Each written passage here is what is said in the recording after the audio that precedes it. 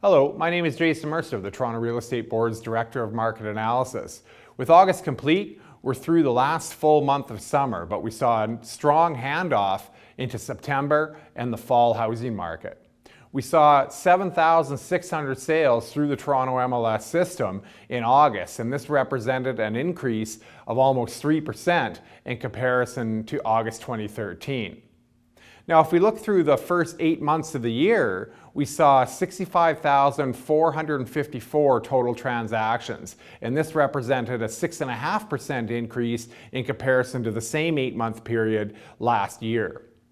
Now, while transactions are up on a year-over-year basis in August, we've seen a decline on a year-over-year basis in terms of new listings entered into the Toronto MLS system during the month and also active listings at the end of the reporting period. And so what this means is that while the demand for home ownership increased, we actually saw market conditions tighten with less supply, which means we saw more competition between buyers, and that's why we've seen very strong increases in the average selling price.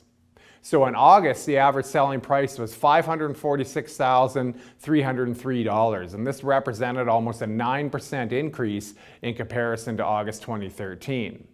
Looking at the year as a whole so far, through the first 8 months, we saw an average selling price of $562,504, and this represented an 8.5% increase year over year.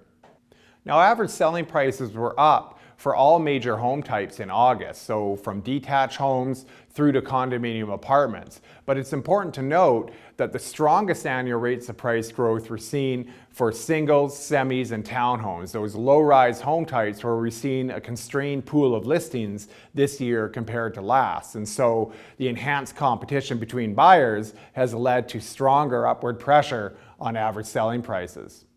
But at the same time, it's important to note that selling prices for condominium apartments have also increased on a year-over-year basis above the rate of inflation. And this is because there is still a lot of end-user demand for newly completed condominium apartments. Now, with all this in mind, what's in store for the remainder of 2014? Well, first off, let's think about affordability and how that feeds through into sales.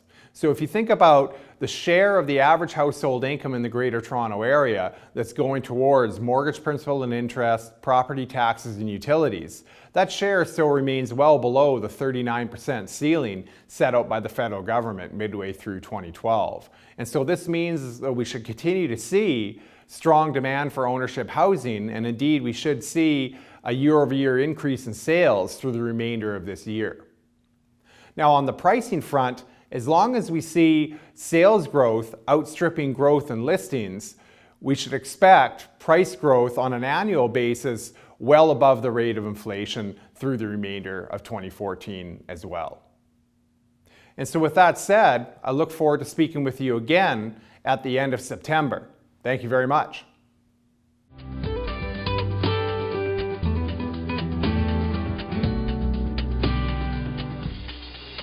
Brought to you by GTA Realtors.